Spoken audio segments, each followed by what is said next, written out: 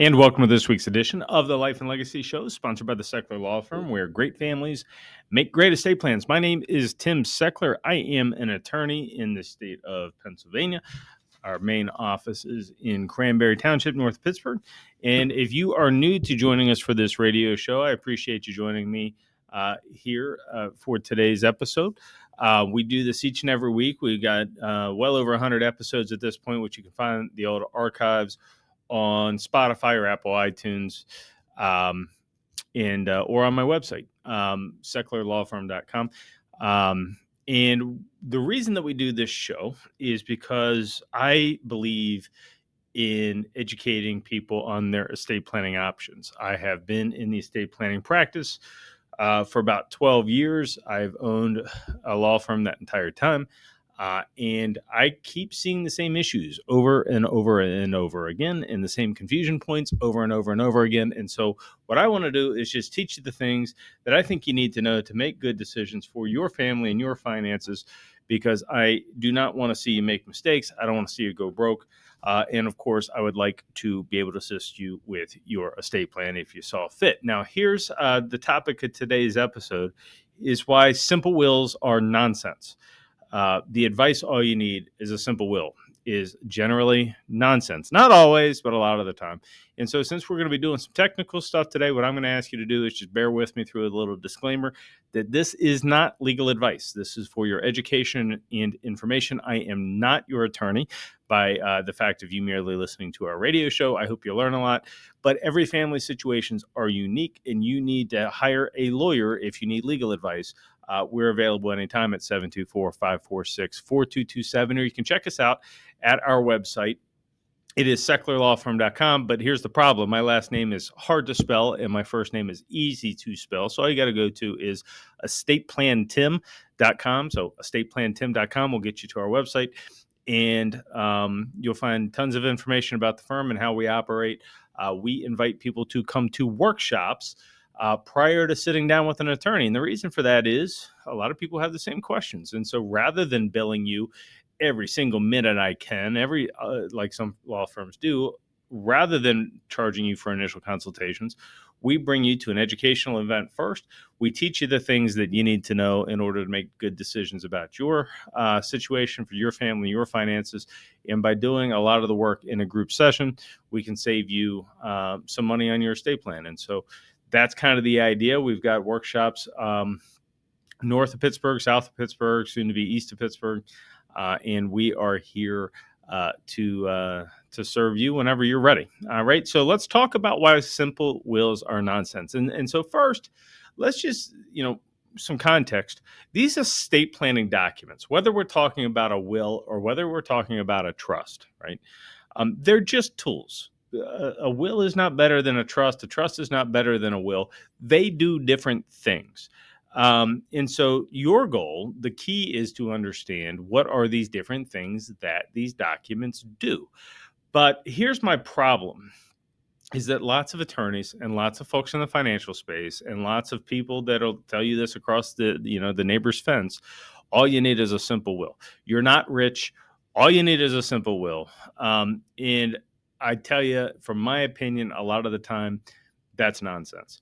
Now, sure, some people don't have much, maybe just starting out. Maybe you don't have family that we're really concerned about. Everything's going to a nonprofit or something. Maybe all of your money, you have it in certain types of accounts or something. So on occasion, we'll find a situation where all you need is a simple will, may be the right thing. But I can tell you from my standpoint, I don't think so, because if you really think about at its core what a will is designed to do, the whole process of having a will was when I pass away, who gets my stuff, right? If I die, I've got some money. I want my money to go to these people, right? Now, here's the thing that's key to understand, though, is that for the average American, most of your money is not going to go through your will to begin with, right? Most of your money, in all likelihood, your investments, a lot of it is in retirement accounts, IRAs, 401ks, 403bs. And those assets are beneficiary designated, right? So that money is going to go to somebody. but it has nothing to do with your will. It's going to be whatever contract you sign with the financial institution. Uh, is that a good thing? Is that a bad thing? Well, here's the thing: whether we're talking about a beneficiary designation or whether we're talking about a will, um, we're only answering really the primary question is who gets my stuff when I pass away. But I suggest to you in your course of finding out how to best plan for your family, most people want to answer more questions than that. Most people want to answer questions like, what happens if I die and my kids are still little? What happens if the money goes to my grandchildren because maybe my child dies before me? What happens if, God forbid, I've got a disabled child? I've got a grandchild with autism right now. We're not sure how he's going to fare when he's older. What happens if my kid goes through a divorce? Are there ways that I could protect my daughter's inheritance from her potential future divorce or lawsuit? The answer, of course, is yes. Can I avoid probate? Can I protect assets from nursing home expenses? If we're concerned about any of those issues, which exceed the question, who gets my stuff when I pass away? If we want to answer all those questions, then we cannot rely on a beneficiary designation because a beneficiary designation doesn't answer any of those questions. And a simple will, depending on how we want to define what a simple will is, they don't answer those questions either, right? A simple will, the ones that you get to just say give it to the kids or whatever, they don't deal with issues like what happens if my spouse is in a nursing home, what happens if my daughter goes through a divorce. You can't do that with a simple will. And so it's not that simple wills are inherently bad in the same fashion that the screwdriver is not bad. A screwdriver does a different thing than a hammer. The question is, what are your objectives, right? Because if we need to unscrew a screw out of the wall, a screwdriver works better than a hammer. If we need to break a window, a hammer works better than a screwdriver, right? And so for some situations, we need to be able to understand how the tools match up with your goals, which then, of course, necessitates you doing some goal setting here. Listen, estate planning, this is really important stuff, and it's not a thing you want to do halfway. It's not a thing where we just need to check the box. Okay, somebody said I need to get a will, so I got a will. I don't really know what the thing says or what any of it means, and I don't really understand that 80% of my stuff actually goes through beneficiary designations, but I got my will, so it allows me to tell my spouse or my family that, look, you're planned for, when the reality is you're not planning for any of the stuff that we actually need to be planning for. Right now, let's think about this further. I could write you a will that says that answers a lot of these questions. Some of the questions. We could write you a will that says what happens if your child is underage. I could write you a will that says what happens if my child is disabled. I could write you a will that addresses the issue, what happens if my daughter receives her inheritance and then goes through a divorce? Is there anything I can do to protect the money? But once we get into that kind of planning with wills, we are beyond what most attorneys would call a simple will. We're now into some pretty complex planning. We're just using a will as the tool, as sort of the chassis that these planning provisions ride on, right? But here's what I know. Even if you do the good will, not the simple will, but you do a good will, you're still going to send 80% of your stuff through beneficiary designations because your financial advisor is going to tell you, oh, but you don't want to use a will. You have to have a will, but you don't want to send this money through the will because then that means we have to go through probate. Right. So probate by definition is the administration of your will through the probate process once you pass away. People talk about avoiding probate because it can be costly. It can take forever. And certain information that could have been kept private is now public information. And, there's just the general headache of having to deal with another government entity. But here I'm going to add a couple more things to this list of why you want to avoid probate. I had a case last year in Allegheny County. My grandma had passed away and left some money to her kids and left some money to her grandkids. Right? Now, I believe that the proper role of the judge in a situation like this is to sort of be a referee. Look, if people are fighting over the money, then the judge has to settle that. The judge is also to make sure that the executor is doing a good job, keeping his best interest, moving toward the interest of the beneficiaries. But what I keep seeing is judges inserting themselves not as referees, but as players in this system. And so let me explain. This lady that passed away, She left some money to her kids and her grandkids. And the will said, now we didn't write the will, but the will was fine. The will says that the money was to go to her grandkids in what's called a Uniform Transfers to Minors Act account, an UTMA account. Well, okay. So what that essentially would do is leave the parents in charge of the money until the grandchildren turned 21 years old, at which point in time they would get control of their money. And the money that the grandmother left to the grandchildren was not huge money. It was under $10,000 to 4 or 5 grandkids. Fine. Uniform Transfers to Minors Act probably don't need a lot more complication than that for $5,000 or $10,000. Fine. Except the judge wouldn't allow us to do it. The judge required us to do court sequestered accounts, which means that the court system is in charge of the money until the kids turn 18 or 21 years old. Which means we got to get a judge's approval to make distributions from the money for the benefit of the kids, which means you got to hire a lawyer to get the judge's approval, which means we're going to waste a lot of this money on legal fees instead of using the money for the benefit of the grandchildren. And I have to think, and when you think about that, and the reason that the judge wanted to do it that way was because the judge had an experience where a parent stole from a child out of a Uniform Transfers to Minors Act account. He didn't want to see it happen again. That's a valid notion, but presumably grandma was counseled on this issue and she chose a Uniform Transfers to Minors Act account. It was her money, right? In my opinion, why is a judge overriding grandma's wishes? The thing is called a Uniform Transfers to Minors Act account because the legislature passed an act for exactly this situation. And the grandma referenced the act with how she wanted to have happen, and that's not how it happened. And so, when that occurred, I just thought to myself, you know what? When reasonably possible, I don't think we should be sending our clients through the probate court because this is not what grandma wanted. And the fact is, it was $5,000 or $10,000 to go into some grandkids. We really didn't need the judge's help. There was nobody fighting over the money. We could have handled this as a private matter. And had the grandma known that this is what the judge was going to do, I can almost guarantee she would not have done this distribution. She would have left the money all to her kids and says, hey, give this money to the grandkids after I pass away and say it's from Nanny, right? And so you got this situation. And I'm going to give you another reason why you probably want to avoid the probate system is because if you end up in a nursing home later in life and on Medicaid benefits, which a lot of people in nursing homes do end up on Medicaid benefits, the state of Pennsylvania has a claim against your house, right? So you can become financially eligible for Medicaid, which means you've gone through all your money, you become eligible for Medicaid, and then you've gone through all your money.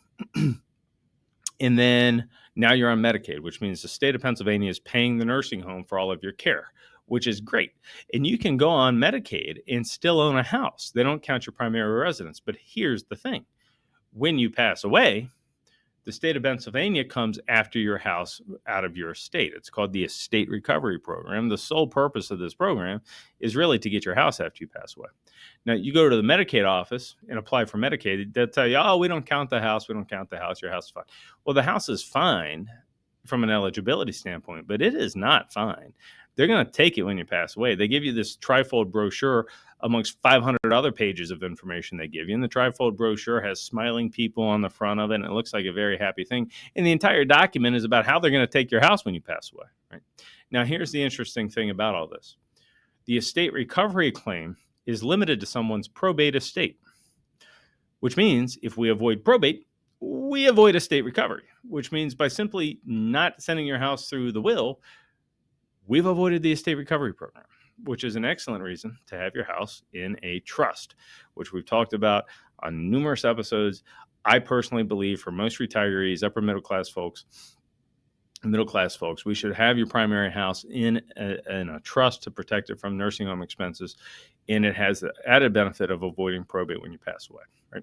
So I happen to think, just one planner's notion on this, that a lot more people, if they really took the time to understand these rules, would consider not using simple wills as the primary estate planning document. If you want to learn more about this, you need to come to one of our upcoming workshops.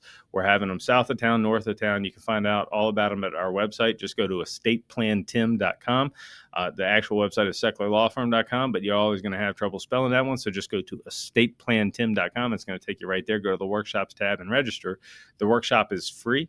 We spend an hour and a half talking about wills and trusts and taxes. We talk about things like, how does this nursing home system work? How can we protect assets from long-term care expenses? How can we be smart about taxes? All of this stuff is covered in the free workshop. It's a great use of your time. We get awesome marks on this. Like, a lot of people really enjoy the workshop. We even have people that come back for a second dose. And I would encourage you to check it out. If you're not near your computer, you can give us a call, 724-546-4227, and we'll get you registered for one of the upcoming workshops. We've got some coming up in South Point and in our office in Cranberry. And so that's sort of the beginning of this. Now, here's the thing. I just want to sort of summarize the first half of the show by saying this. There's this sort of common notion out there that if you're not rich, all you need is a simple will. It is a notion which I generally disagree with. The reason for that is I believe that you want to do planning more than just, if you really sat and thought about this, you probably want to answer more than just the question, who gets my stuff when I die? You want to plan for disabilities, divorces in the family, deaths in the family. You want to plan for nursing home issues. You probably want to plan for these things because if you're doing estate planning, your primary objective is to get your stuff to your family without any undue headache, expense, or risk of loss to taxes or nursing homes. That's kind of the idea, right? Well, wills don't do that. Now, we can do some of that stuff with a will. Wills can plan for underage people. Wills can plan for disabled people. But what I know to be true is that when people use a will as their primary estate planning document, most of their money, because a financial advisor tells you should avoid probate, most of the money has a beneficiary designation on it, right? Which means when you pass away, it just goes to the person. So here you've got a will that might answer the question, what happens with my youngster grandkids if they inherit the money, or what happens with my disabled person, or what happens if my daughter goes through a divorce? You might have answered all those questions in a will, but the financial advisor tells you to slap a beneficiary designation on all the money, which sidesteps the will, and now all that money is subject to that disability, that divorce, that issue. So we want the benefits of doing good estate planning, which could be done in a will, but we want the ease of beneficiary designations to avoid probate. And so the meaning of this, if we want to do good planning and avoid the probate system, is to consider the use of a trust for your estate plan, right? That's kind of why these things exist. Now, there's a couple of different types of trusts. There are revocable trusts and irrevocable trusts. And, we've done a lot of episodes over the years on this topic, revocable trust versus irrevocable trust. So you can find all that content on our Spotify or YouTube channel, or just go to estateplantim.com and you can find all the old episodes and a bunch of content that we've written. I am a big fan of middle class and upper middle class families using irrevocable trusts, at least for some of their assets, generally speaking, the primary residence. I like to see the primary residence in a lot of situations in an irrevocable trust, because by having it in an irrevocable trust for a retiree, now I know that I have just saved this family from their biggest financial risk in retirement, and that is the threat of long-term care. 1 in 3 seniors are going to have dementia. 2 in 3 seniors are going to need some form of long-term care. And nursing homes in Pennsylvania cost $160,000 a year in today's dollars, $13,000 a month. All right, that's today's dollars. If you need a nursing home, maybe that's 10 years away. What's it going to cost then? $20,000 a month? Well, who can stand that? Who's going to be able to pay $20,000 a month for your nursing home? And if you go to the nursing home and the bill is $20,000 a month, how is your spouse, if you're married, how is your spouse going to get by? Because the money's gone, guys. Let me just walk you through a case. So let's say a family came to my office and they did not plan ahead, and they had a home and they had $400,000 of cash. Right? Dad goes to the nursing home.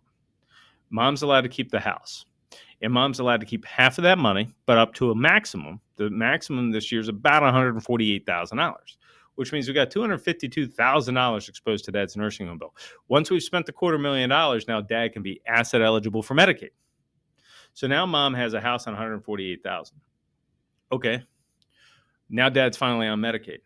Okay.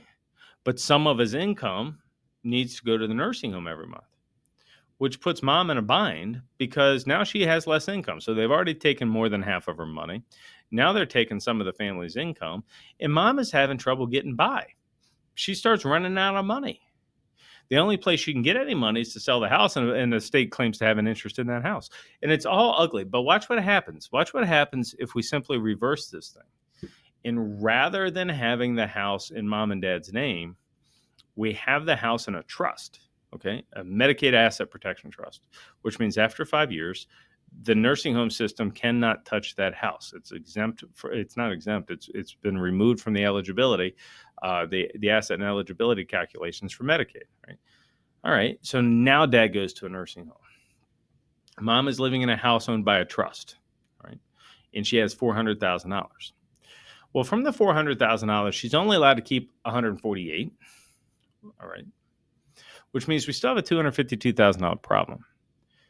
Except here's the big difference. Mom is also allowed to own a primary residence. And at this point, mom's up in years. She'd like to have that single level patio home up the street. But she's got this house that now that dad is sick, she really can't take care of. And so, but this house that she's been living in has been in a trust. She doesn't own that house. The trust owns a house. So it's not actually her primary residence because she doesn't own it. So now mom has 400,000. She's allowed to keep 148. She's got $250,000. She's got to spend on something. We now have the choice of whether to spend that on her husband's nursing home bill, or we have the choice to spend $250,000 on the patio home she's been wanting anyway. So now mom has a house to live in and some money in the bank. Now dad's on Medicaid, and now the family did not lose $250,000.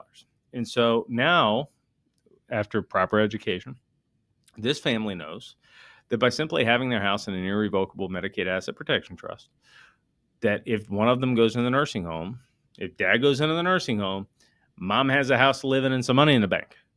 And, I don't know about you, but when I said I do, that's kind of what I meant. Honey, life's going to throw us some curveballs. There's going to be ups, there's going to be downs, but I promise you, you will have a house to live in and some money in the bank. And if that means, because we have this broken Medicaid nursing home quagmire system for seniors, if that means I got to put my house in some silly trust to make sure that my wife has a house to live in and some money in the bank, well, you know what, darn it, that's something I'm willing to do. I'm willing to put my house in a trust. I still get to sleep in a house every night. The kitchen smells the same. The grass still needs mowed. It's the same house, but if by having it in a trust, we just protected $250,000 for my family as compared to losing it to a long-term care expense, that checks for me. That makes sense to me. And these are the types of things that we'll teach you if you take an hour out of your life to join me at our 3 Secrets workshop. The 3 Secrets to protect your family and your finances. We host these in the South Point. We host them in Cranberry. We're soon going to be hosting them in a couple other locations. And during the thing, I'm going to teach you all about wills and powers of attorney and revocable trust and irrevocable trust and taxes and Medicaid. We're going to teach you a lot of these things that you're going to want to know in order to make good decisions. And then we offer an extremely affordable way for you to actually get it done. We do excellent work at an excellent price. And I'm really proud of my team because we've been really able to do some unique things and help some people this year. And you can find out all about our law firm. You can find out about this workshop and whether you want to attend or not by simply going to SechlerLawFirm.com. Now, that's kind of hard to spell, my last name, but my first name's easy. So instead, just go to EstatePlanTim.com, and it's going to redirect you to our website where you can register for workshops, watch some of our videos, do all kind of good work, and provide an introduction for how our law firm can help you. So recap of today's episode. I think the common advice that people get, hey, you're not rich, all you need is a simple will, is nonsense. Now, there are people that all they need is a simple will, but that's not a majority of the people. And a majority of the people are getting this advice that, oh, you get your will, or you did the will when the kids are little. And the reality is you need to do better planning now. Simple wills aren't enough. Beneficiary designations are not enough. If we want to get real about planning, you got to ask yourself, do I actually want to have a good plan, or do I want to check some box that says I got a document? Because if you want to check some box that says I got a will, that's fine. But, look, if you're listening to this episode, you're a retiree. You've worked 40, 50, 60 years to try to save a nest egg. You have perhaps raised a family, perhaps maintained a marriage, perhaps not maintained a marriage. You've been through a lot, right? And the last thing you want to do is take this nest egg that you've got and leave it to chance. This is not hard. It just requires some of your time to become educated, some of your time to understand your options, and then make some decisions. And you can find out all about it. I really think our workshop is the right place to start. You can find out about it at estateplantim.com, where you can register for one of our upcoming workshops. They're free and they're great. I hope this show was beneficial to you. I hope you learned something. But remember, don't make any financial or legal decisions based on this radio show or anyone else's radio show for that matter. Every family is different. Your family is different, and we need to give you some advice on how to plan accordingly. Find out more at estateplantim.com. I appreciate you listening to this week's episode. We'll check you out here next week.